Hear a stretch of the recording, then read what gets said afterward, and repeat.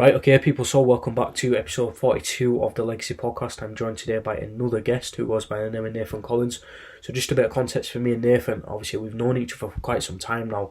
I remember even following back your first prep, even the off-season leading up to that as well. So we've known each other for quite some time. It's been good to, see each other grow as coaches, as businessmen, and up to the stage we are now, we've definitely both came a long way, and big things to come for Nathan as well. So I'm going to hand you over to him now. So if you can just give us an insight into who you are as a person, an update on you, and just take it away, mate.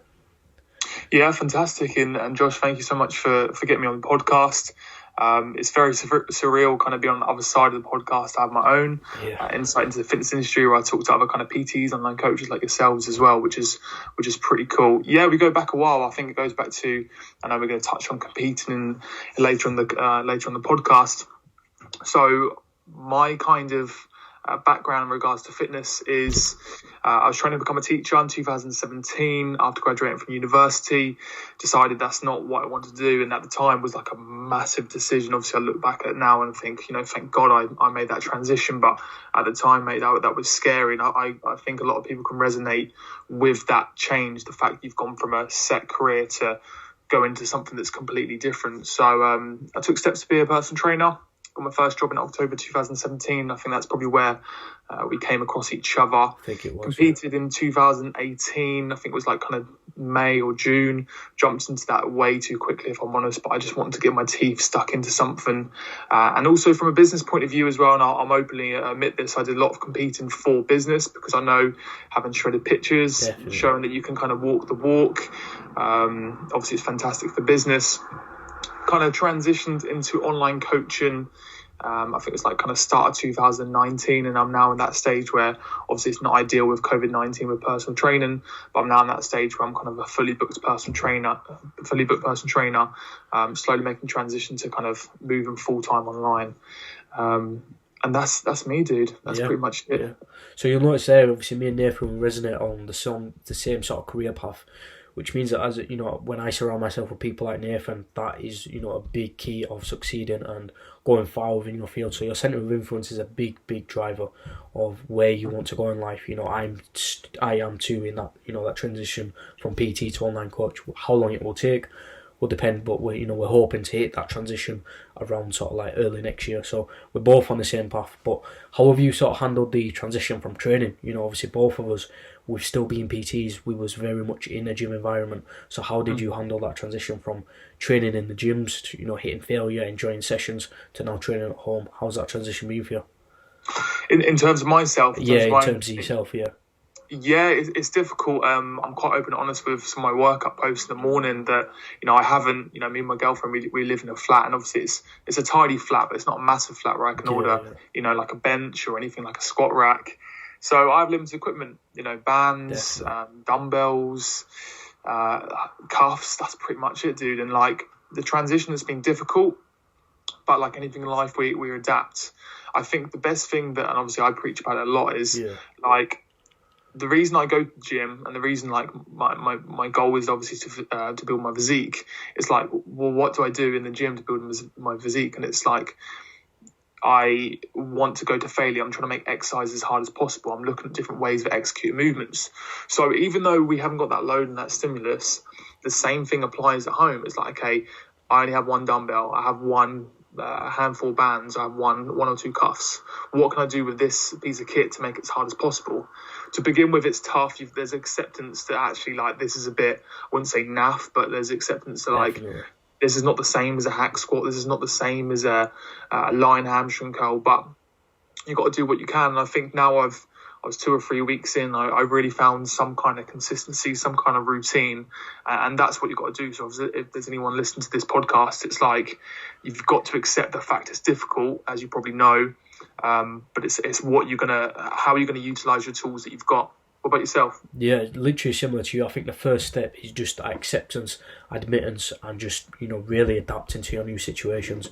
I definitely did struggle because I'd sort of really found my feet within sort of like a pull push legs program. Everything was going well. We just sort of reached the all-time strength. We was literally 2 sessions away from hitting all-time PBs, and then in the blink of an eye it was all taken away. So it did initially take you off your feet, but we sort of had to put ourselves in that, walk the walk. So I had to create that new adaptive response, similar to you. Not only am I not made of money, but I again have limited space, so there's no barbells, no hack squats, anything like that. It's literally just dumbbells, bands, cuffs, and occlusion bands. So all we've then done it's forced me to look as well into a lot more of the methods and science behind training. So now I'm able to train different drivers of hypertrophy. Occlusion training within itself is quite a technical piece of training. So I'm coming out of this situation with new skill sets and still a physique that's going to have developed, because all I've done is readapted to the current situation, which is something we should always be doing, finding that new adaptive response. Exactly. I think in COVID-19, obviously, is sad and disappointing it is for numerous reasons. Definitely. Like I always talk about adapting. I think it applies to anything. Like any kind of, if you have your own business, you're now looking at like, okay, can I solely rely on that one business, or like going forward in the future, am I have to rely on different avenues of business, which I think is a good thing. Same with training as well. It's like we've had to learn to adapt in regards to our own training. It's like you said, the skill set you're applying at home, you can then take forward going forward. So even though it's a horrible situation, I still think not necessarily everything happens for a reason, but everything that does happen, you can hugely benefit from. Yeah, I definitely feel like everything might have just been moving a little bit too fast before this, and what it's done is it's forced us all, businessmen, athletes, anything individual, we've all just sort of taken a step back and reassessed everything and looking more into specific. We've really gone back to basics. For me, I'd never barbell back squatted in months. Now it's the only thing I can do for legs to create that stimulus in a compound effect. Obviously not with barbells, but with dumbbells. So what we're able to do now is, especially within client bases as well, absolutely nail that, the execution. If we don't have time to be creating that 5 to 9 load, we can now start working on, ankle mobility, hip mobility, loads of different drills that we potentially wouldn't have done. I was not, doing nowhere near the mobility drills that I'm doing now for my training, and that's going to be a skill that I can again transfer into the gym going back to this. Yeah, I agree, and I think going back to the gym as well, like you've got to see ways of, everyone wants that intensity level as high as possible. Yeah. But obviously, when you're at home, if you haven't got that load, you're having to look at like supersets. Literally going to failure. Reps and reps, pause reps, partial reps, rest pause sets. Like you've got to look at those and apply those as much as possible. Definitely. So obviously, what sort of like training methods and how was your overall training split changed? Obviously, I was on a pull push legs. I can't create the load to replicate that PPL split. So I found an upper lower split to be more beneficial for me. How's things changed for you in terms of your split? Yeah, it's different, and it's very individual to myself, because obviously, like I said, I've got one dumbbell and a handful of bands. I was going from like a pull push legs, rest, upper lower. Now I'm literally just doing lower, upper, lower, upper, lower, upper. Chucking some rest days in there. If I feel like I need an extra additional rest day, I will chuck it in. But I kind of broke it down was like, well, obviously in regards to push, what are the key kind of heavier, more load and more demanding movements that I can apply with what I've got? And actually, it's not that many, so probably I can only do kind of 1 or 2 in each session. Otherwise, I'm just going to be doing the same thing all the time. So I think that's the reason I kind of broke that down to like an upper lower. Same with squats as well, like foam roller, wall squats, cannonball goblet squats. That's really the luxury that I've got. I've got no kind of ledge to do like heel elevated or anything like that. I haven't even got 2 dumbbells to hold to make it like a really kind of tough front squat with a band or something like that. So yeah, for me personally, it's just gone straight into an upper lower, which is different, dude. It's really different, because I finished lower session, 48 hours, and I'm going straight back into it. But it's tough, and like I said about intensity, my recovery's there, so why shouldn't I, jump straight into the session? I definitely think that makes you more accessible as a PT and more relatable. I found obviously when we're looking to people, building trust and stuff like that, the vast majority of the UK don't have access to elite level PC kit. They don't have thousands of pounds. So when guys like me and you can just produce content, week in, week out, day to day basis with just a dumbbell and bands, we're showing that it can be done. And in terms of my upper lower splits, I definitely say I'm still trying to structure it, compound, unilateral, isometric and stuff like that. So that foam roller hack squat is definitely a dominant movement in my lower programming. But I've found the stuff of like unilateral, so Bulgarian split squats, lunges, reverse lunges, those are a lot of movements that I wouldn't have done in the gym, and now I'm being forced to do, and as a result seeing a lot more benefits from stability to balance to core strength to so much stuff that again we can take forwards into the future. Exactly, and from a business point of view as well, like obviously depends if whoever's listening to this what your specific niche is, and obviously same with yourself. Yeah. But like you said, you've got a lot more kind of you've got a lot more reach in terms of people like kind of maybe just see yourself or whoever just as a bodybuilder or just as a power lifter. It's like actually you've had to adapt yourself. You're showcasing those skills that you're learning and applying to yourself. And obviously someone else can take that from you. And obviously any kind of audience that you reach, it might be a new audience that you potentially didn't think that you could reach. So from a business point of view, it's also quite good. Yeah, and again, touching on the back end of that business, if we think, businessmen, of people, of guys like us are having our own coaching systems, we want essentially to build an empire. An empire needs to be built with strong foundations. So now this time has given us, really to lay out and structure the foundations, building a strong online portfolio, building trust with our audience, and making sure that we're covering variables for when we do transition back to PT lifestyle. So although it is a sad time for overall stuff, there is a lot of benefits that can be provided for this from a business perspective. Exactly. So obviously with your PT career, how long have you been PTing now then? Yeah, so PTing, first job October 2017. My gym that I was working at went into liquidation in May 2019. And obviously just established myself somewhere else. Kind of had to start. That's another thing as well. Like any kind of PTs that listen to this, like obviously I was a fully qualified, fully booked personal trainer. That's why I was kind of talking about the other kind of revenue streams, and it's fine to look at kind of going to online coaching. It's fine to look at kind of having some kind of other business that goes in line with your business at the moment, because like once that gym closed down, a lot of people did drop off. I think some people saw that as a potential, be like, actually, I've been with Nathan for the 8 weeks. I don't want to join the gym that he's then going to and stuff. So, that's a big one for personal trainers as well, if you're self-employed, because, like we talk about being successful, we talk about kind of routine and structure and building a business. You've always got to see like what if, or what can I do if this happens, what can I do if that happens. And in October 2019 to May 2019, and then since then, bro. So obviously in terms of skills wise, and us both being in that transition to sort of the online world, what skills have you learned as a PT that you think heavily influence you as an online coach? It's different, Josh, and I think like, because I know there's probably a lot of people listen to this, or people that resonate with it and such. Like it's actually completely different, personal training, online coaching. Even though you're potentially having the same outcome, the goals are the same in regards to transformation, helping change someone's life with a fitness transformation. They are completely different. I think the one thing that I've learned massively in regards to kind of PT that's a crossover to online coaching is in regards to like a system in place, but then also having that adaptability to understand there's not like a one-fits-all approach. So when I say like system in place, it's like, okay, if someone comes to yourself and they have this goal or they have that goal, it's like, okay, how can you help that person? Like I found that a lot with kind of PT to begin with. It's like I didn't have the skill set or I didn't have the knowledge to help a certain person. You kind of have to go along with it.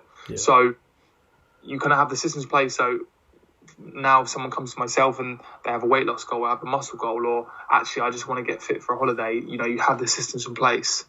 In regards to the kind of one fits all proposition, it's like I see a lot of personal trainers now and online coaches. It's no disrespect that like their niche is, let's just say, bodybuilding, and they only do bodybuilding training.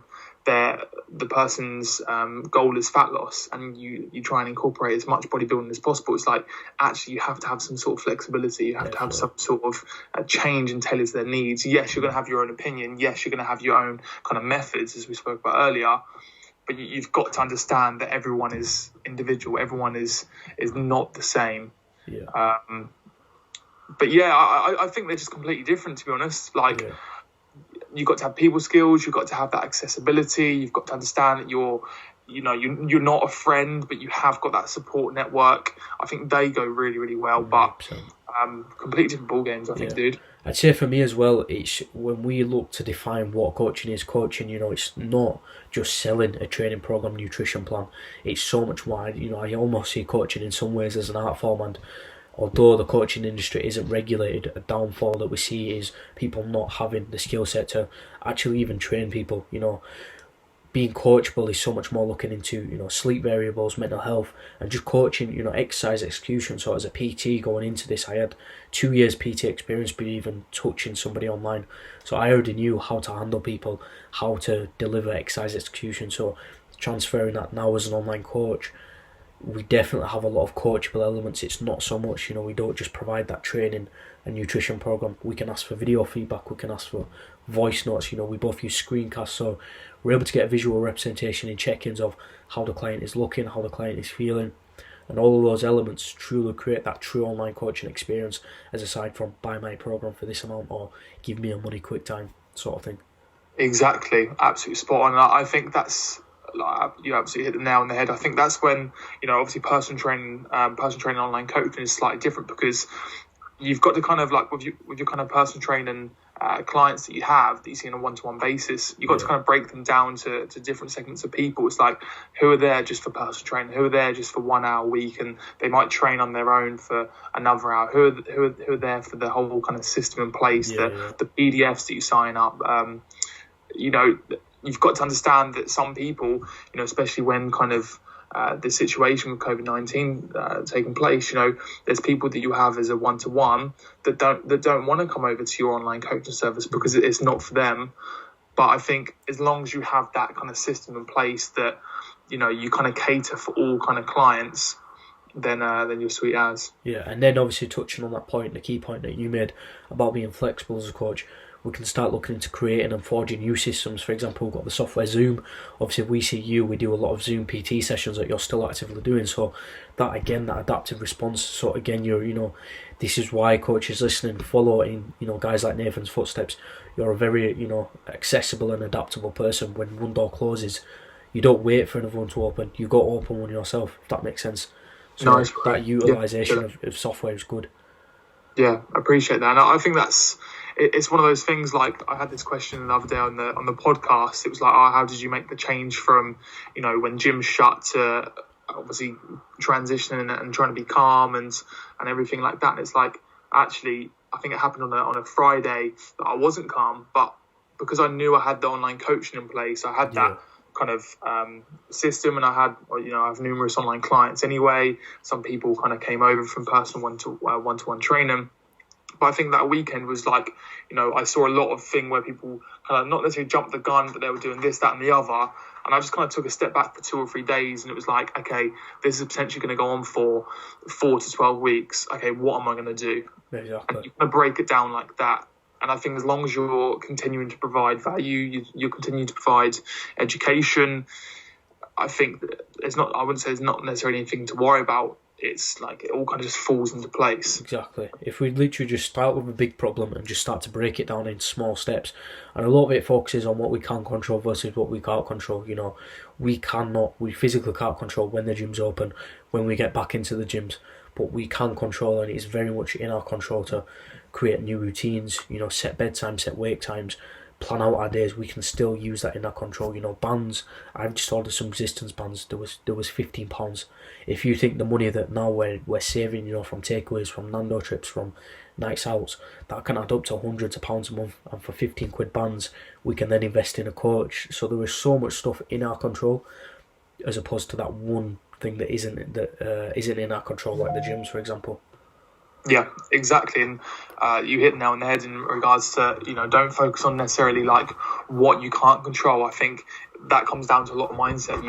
You take an approach, and it's like, kind of, are you a glass half full or a glass half empty? Like, 100%. There's a lot of people I'm quite blessed, a lot of my clients that I'm with, they've adapted incredibly well. And it's because like you kind of set the bar, like, I hope I do anyway, or like yourself or whoever, you set the bar high. Yes, there's things that are tough, there's a lot of challenges, but how are you going to assess that situation for what it is?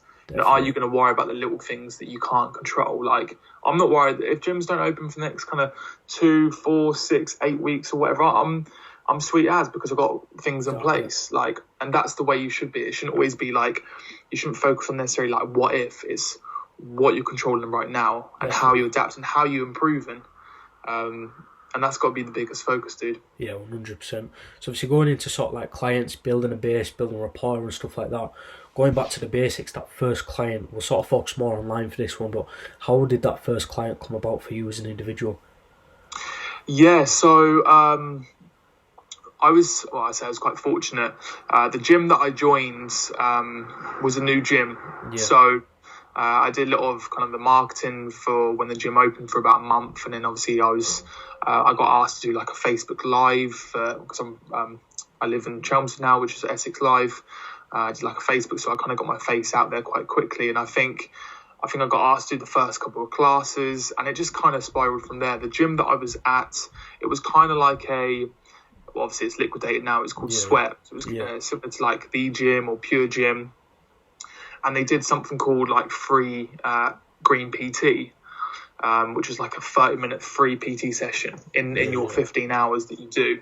So I'd do a class, and then I would obviously like say, this is what I can offer, get involved, book online for your free PT session for the month. And it just spiraled from there, I think. So going back to the whole Gary Vee, it's like jab, jab, jab, right hook. It's kind of like the system in place was already there. So I was doing classes, half an hour classes. I would do the free green PT.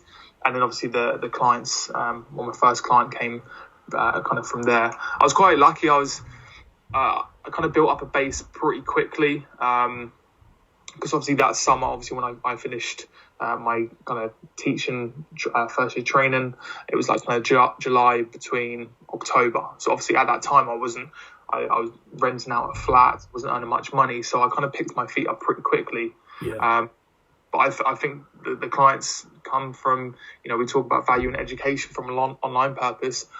I just had my head down. I was in the gym every single day apart from Sunday, and providing as much value and education, and it went from there. Definitely. I think with me, it was a lot more simpler than that in just terms of I wanted to go online. I knew my skill set was more deliverable online. So a lot of my PT clients, I was just able to transfer online. But what you just explained then, for those listening, listen back to what Nathan said, because it relates to sort of like a brief business plan of building your first client base. What I got taught from my old mentor, which was it's 3 stages. So we have integration, participation, and domination. So stage 1, you're integrating yourself within the fitness community, like Nathan did with the online PT classes things. He integrated himself within the online world, the gym. He then participated, started delivering these 3 sessions. The same goes for me. I was participating within the gym. I was delivering 3 sessions. I was delivering value on the gym floor. We then get into the domination stage, which is where you've established who you are, you've established your niche, you've established what you can do, and then it's now time to dominate that field. So that 3-stage business plan I use has been transferable from gym to the online basis, and I've transferred that every single time I've done, and it does work. Nice. Exactly, bro. So, what obviously sort of like tips as well, in terms of going from 1 to building that client base, what tips do you have to sort of start growing on that capital? In regards to one-to-one? Or just building online clients. Our online clients, I think value and education. I think you haven't got to necessarily put all your like kind of I don't know what the saying is, but I think there's got to be an element of you've got to provide as much value and education as possible. You've got to hold a little bit back. There's still got to be that little bit of okay, like what else does he offer? He's doing fantastic workouts. If we've got a podcast, you're talking a lot about kind of building a business. What else does he offer? And I think you've got to have that in your mind, the fact that, you're putting yourself out there, but it's like, okay, you're only just touching the top. That's only like little bits of what you're getting. I think in regards to kind of marketing as well, and like finding yourself as a person, how you want to kind of come across. So for myself, like Instagram, website, podcast, YouTube, I hope is reasonably like kind of aesthetic. I always use similar kind of text. You kind of relate to that, and I think that does come together. The fact that if he takes so much time with his actual socials, and how not only is he providing education, he's doing it in quite a neat and tidy way. What's potentially his online coaching going to be like? What's his personal training going to be like? And I think networking as well, exploring different, obviously we're networking right now, Exactly. exploring other people's social medias, because at the end of the day online, you've got to rely on social media a lot. Yeah. I think as well in regards to, obviously I'm just chucking loads of things out here, I think you've got to be seen in the right way. I think as soon as that can kind of turn, if you have an Instagram account or whatever, and you set up bots to like and comment on people's photos, people clock that really, really quickly. Like, that's not organic, that's not natural, that's not you, bro. Like, so yeah, I think it's the whole package. And I think over time, like people come. I think for myself personally, because I had the one-to-one background before and I had the transformations, as we spoke about before we went live in this podcast, that does help going into online. If you're starting from scratch, all of those points I've just made are valuable. Networking is definitely a big part of something I'm a huge advocate of. I mean, even more so now, I love what the idea of you helping other coaches. You're a coach that coaches other coaches in some ways, especially in terms of your YouTube videos.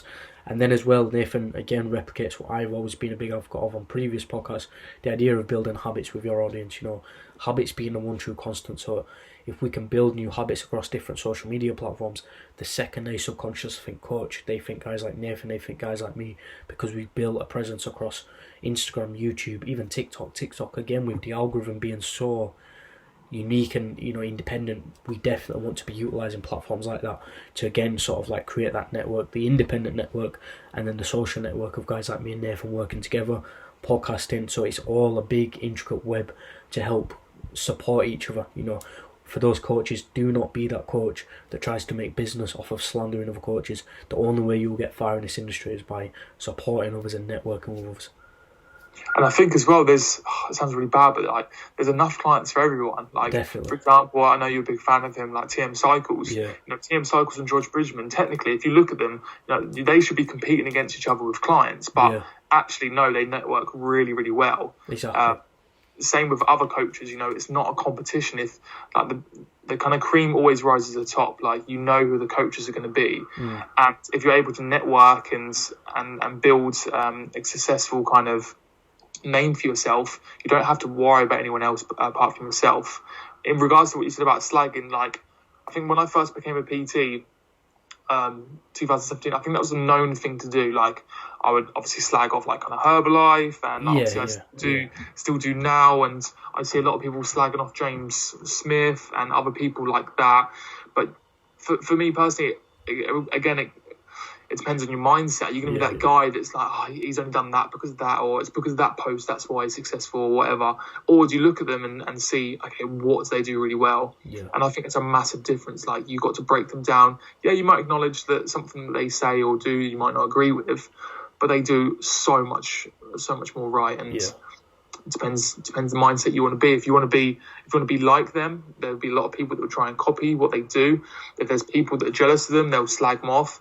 Or if you want to kind of be in that kind of same kind of level, okay, what do they do really well? Apply it to your business. It's definitely just how you take that situation. Imitation is suicide. So there's imitation and there's market research. Market research is a key stage of any business, whatever industry you're in. But market research, for example, Nathan, you literally you are a big topic of my market research. I'll always see what you're posting, and I will ingest Nathan's info and think, right, he's done this. I'm not going to copy him, but how can I replicate something similar to give value to my audience? And that sort of market research is how you can then drive traffic and help grow each other, as opposed to being that guy that will copy other coaches, or as opposed to being jealous of Nathan because he does do so well, then slagging him off. So there's 3 groups right there, and which one you fall into will determine how far you'll go in this industry, so to say. Mate, absolute spot on. And I think there's a massive difference, like you said, between like actually copying someone, imitating someone, slagging someone off. There's, in regards to actual like topics to talk about, obviously there's always things to talk about. Yeah. But at the same time, a lot of topics are similar, but how are you actually going to produce it? How are you going to say it on social media? Yeah. Like, I always look at my posts and I look at them and think, okay, what do I want out of these posts? Yeah. Like I see a lot of people that will have their like captions at the end. It will be like, apply for coaching or apply for coaching. It's like, actually, you don't necessarily need to say that as an online coach. Yes, you want to kind of promote, you want to market, but I think sometimes actions speak louder than words. Definitely. Massively.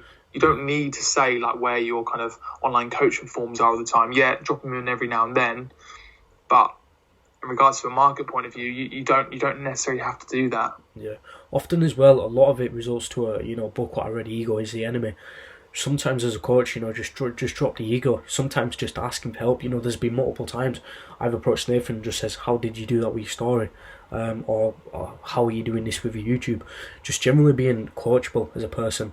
It sets in and instills the habits that you are willing to learn. You are not, you're up here and other people are down there. You always want to be on a level playing field, because there you think you know everything is a day you know nothing. So always be coachable, and always, sometimes just asking for help can go a long way. And you'd be surprised, Nathan is a very accessible person.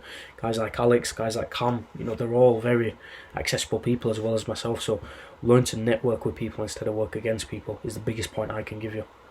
Yeah, spot on, dude, spot on. So I think that's pretty much everything I wanted to cover really on this podcast. So we've gone into a lot of value and uncovered some new topics which I wasn't expecting. So, it was an enjoyable podcast. Is there anything you want to add on to the end of that? Not really. Like you said, just to add on to your last point, I think, you've always got to be seen accessible. Like, I think the time, and this applies to anything, whether it's business or getting your first client, if you see yourself as like, I've made it, fantastic. Yeah. Like, you want to give yourself a pat on the back. You want to kind of acknowledge your accomplishment for that first sale or that first client, or that first, you hit 5,000 Instagram followers or 1,000 subscribers. Fantastic. But okay, what's next? Like, what's your game plan? Like, what are you going to go doing forwards? That's a big one. I think just keep learning. Don't ever think that you know all, and just watch your business hopefully grow. It's just a case of enjoying the process, really. But I mean, big thanks for coming on, and Nathan is one that you can definitely expect to see on the future episodes, because that was a good episode. So do let us know if you're listening. Leave a comment in the feedback section, and see you guys next episode.